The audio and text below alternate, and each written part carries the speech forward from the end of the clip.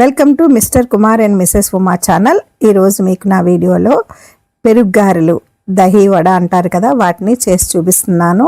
పెరుగు గారెలు అంటే మెత్తగా, స్మూత్గా, టేస్ట్గా ఉంటాయి కదా. వాటిని ఎలా చేశానో నేను మీకు చేసి చూపిస్తాను. ఇవి నోట్లో వేస్తే కరిగిపోయేలా వచ్చాయండి. వీటికి మనం చిన్న చిన్న చిట్కాలు పాటించినట్లయితే పెరుగు గారెలు చాలా చాలా బాగా వస్తాయి. ఇవి నోట్లో వేస్తే కరిగిపోయేంత టేస్ట్గా వచ్చాయి. మీరు కూడా ఒకసారి ఇలా ట్రై చేసి చూడండి, నిజంగా చాలా చాలా బాగున్నాయి. వీటి కోసం నేను ఒక పావు సేరు మినపప్పు నైట్ నానబెట్టుకున్నాను. దీన్ని శుభ్రంగా వాష్ చేసుకొని 2-3 సార్లు అయితే వాష్ చేయాలి. వాష్ చేసుకొని మనం గ్రైండర్లో వేసుకుందాం. ఇలా ఈ కొలతతో తీసుకున్నాను. ఎన్ని గారెలు వచ్చాయో నేను మీకు చెప్తాను లాస్ట్లో. ఇప్పుడు దీన్ని మనం గ్రైండర్లో వేసుకుందాము. ముందుగా మనం వేసుకునేటప్పుడు నీళ్ళు అస్సలు లేకుండా వేసుకోవాలి. మనం జాగ్రత్తగా చూసి నీళ్ళు వేసుకోవాలి గారెలకి. మీకు అందరికీ తెలిసిందే కదండి.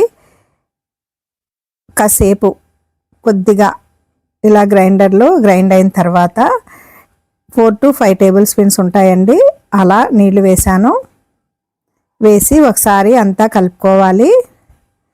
గ్రైండర్ లేని వాళ్ళు మిక్సీలో కూడా వేసుకొని చేసుకోవచ్చు. కాకపోతే దానికి ఒక ప్రాసెస్ ఉంటుంది, వీలైతే ఇందులో చెప్తాను. ఇలాగా బాగా కలిసేలాగా కలుపుకొని మనం నీళ్ళు వేసుకున్నాం కదా. ఈలోగా మనం ఈ పెరుగు గారెకి కావాల్సింది పెరిగే కదండి. ఇలా నేను ఒక ప్యాకెట్ పెరుగు అయితే తీసుకున్నాను. మనకి పెరుగు మరీ చిక్కగా ఉండకూడదు. ఈలోగా మళ్ళీ ఇందులో కొద్దిగా నీళ్ళు వేసాను. 2 సార్లు అయితే నీళ్ళు వేసానండి. మళ్ళీ నీళ్ళు వేసిన తర్వాత ఇలాగా కలుపుకోవాలి. ఈ పెరుగుని బాగా చిలికి పెట్టుకోవాలి. నేను మీకు ఒక చిట్కా అయితే చూపిస్తాను చూడండి. దానివల్ల గారెలు చాలా చాలా మెత్తగా వస్తాయి. చాలా మందికి పైన మెత్తగా ఉంటుంది కానీ లోపల చాలా గట్టిగా వచ్చేస్తూ ఉంటుంది అన్నమాట. దానికోసం నేను వీడియోలో చూపించిన విధంగా చేయండి. ష్యూర్గా మీకు చాలా చాలా మెత్తగా అయితే వస్తాయి. ఇలా బాగా మజ్జిగని చిలికి పెట్టుకోవాలి. నేను 2 సార్లు నీళ్ళు వేసాను కదా పప్పులో, చాలా వరకు మెదిగింది. ఇప్పుడు ఉప్పు వేసుకుంటున్నాను. ఈ ఉప్పు వేయడం వల్ల కూడా పప్పు బాగా నలిగిపోతుంది. ఇలా ఒకసారి అంతా బాగా కలుపుకోవాలి. ఉప్పు వేసుకున్న తర్వాత డీప్ ఫ్రైకి సరిపడా ఆయిల్ పెట్టుకొని దాన్ని మీడియం ఫ్లేమ్లో పెట్టుకొని ఉంచుకోవాలి. ఇలా మనం పెరుగుని చిలుక్కున్నాం కదా, కొద్దిగా పెరుగుని ఇలా ఒక లోటాలో వేసుకోవాలి. చిలుక్కోవడానికి వీలుగా కొంచెం నీళ్లు వేసుకొని పల్చగా చిలికి పెట్టుకోవాలి. నేను చూపించిన విధంగా చేయండి, మీకు ఖచ్చితంగా ఈ వడలైతే పెరుగు వడలు మెత్తగా వస్తాయి.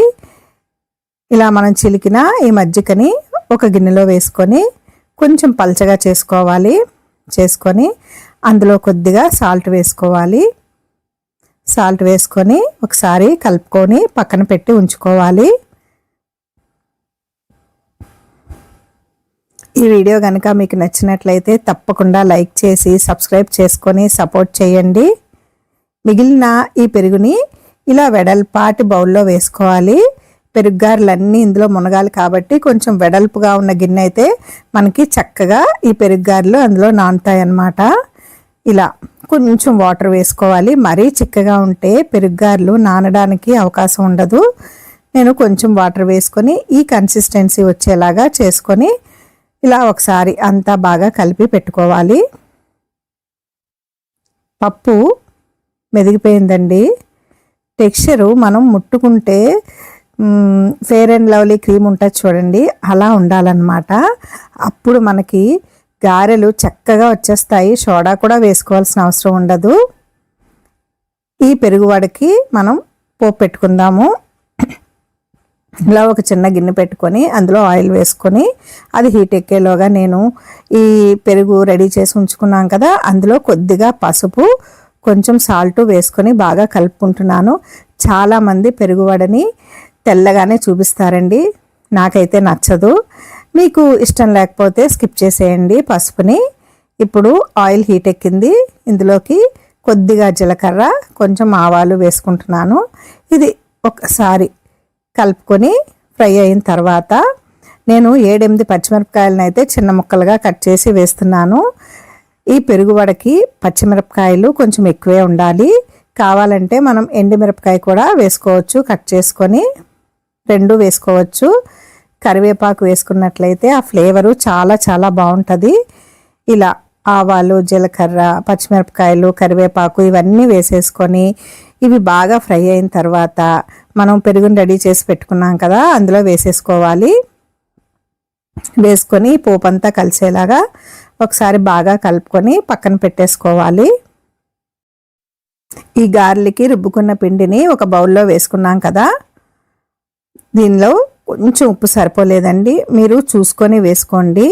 మనకి పెరుగులో ఉంటుంది ఉప్పు, అలాగే మజ్జిగలో కూడా వేసాం కదా. ఇలా ఒక్కసారి మనం ఈ పిండిని బాగా కలుపుకోవాలి. నేనైతే ఇందులో అస్సలు సోడా వేయలేదండి, చాలా చాలా బాగా వచ్చాయి. ఇలా వీడియోలో చూపించిన విధంగా చేత్తో ఒకసారి తడుపుకొని మనం నూనె అయితే బాగా హీట్ ఎక్కాలండి. హీట్ ఎక్కిన తర్వాత మీడియం ఫ్లేమ్లో పెట్టుకోవాలి, లేకపోతే ముందుగా వేసిన గారెలు మాడిపోతూ ఉంటాయి. ఇలా వీడియోలో చూపించిన విధంగా చెయ్యిని ఒకసారి తడుపుకొని పిండి ముద్దను తీసుకొని ఇలా రౌండ్గా చేసుకొని వేసేసుకోవడమే. నేను పావుసేరు పప్పు వేశాను కదండి, నాకు 20 గారెలు అయితే వచ్చాయి. కానీ నేను పెరుగు గారెలు అయితే 7 వేసుకున్నాను, మిగతా గారెలు ఉల్లిగారెలు వేసుకున్నాను అనమాట టిఫిన్లోకి. మీకు చూసారు కదా అలా కనిపిస్తుంది. అలా వచ్చినట్లయితే మనకి గారి మెత్తగా వచ్చినట్టు లెక్క.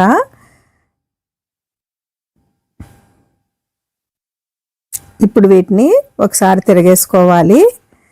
ఫ్లేమ్ని మీడియం టు హైలో పెట్టుకుంటూ మనం వీటిని వేపుకోవాలి. మీడియంలో ఉంచకూడదు, అలానే హైలో కూడా పెట్టేసుకోకూడదు. అవి వేగే విధానాన్ని బట్టి మనం చూసుకొని మార్చుకుంటూ ఈ గారెల్ని తిరగేసుకుంటూ కాల్చుకోవాలి. ఈ పెరుగు గారెలకి మనం పల్చగానే ఒత్తి వేసుకోవాలండి, దలసరిగా అయితే వేసుకోకూడదు. ఇలాగే మిగతా గారెలు కూడా వేసేసుకున్నాను. ఇప్పుడు వీటిని మనం మజ్జిగ చేసి ఉంచుకున్నాం కదా, ఆ మజ్జిగలో అయితే వీటిని వేసుకోవాలండి. ఇలా వేసుకోవడం వల్లనే మనకి పెరుగు గారెలు దూదుల్లా వస్తాయన్నమాట. ఇలా వేసుకొని ఒక 2 నిమిషాల పాటు అలా వదిలేయాలి. ఇలా చేసి చూడండి, తప్పకుండా ఈ పెరుగు గారెలు మెత్తగా వస్తాయి. ఇప్పుడు వీటిని మనం చేతిలోకి తీసుకొని వాటిని బాగా మధ్యలో పెట్టుకొని 2 చేతుల మధ్యలో పెట్టుకొని బాగా నొక్కి ఇలా వీడియోలో చూపించిన విధంగా అందులోంచి మజ్జిగ అంతా వచ్చేయాలన్నమాట. మనం రెడీ చేసి ఉంచుకున్నాం కదా, పోపు వేసుకొని ఆ పెరుగులో ఇలా వీటిని వేసేసుకోవాలి.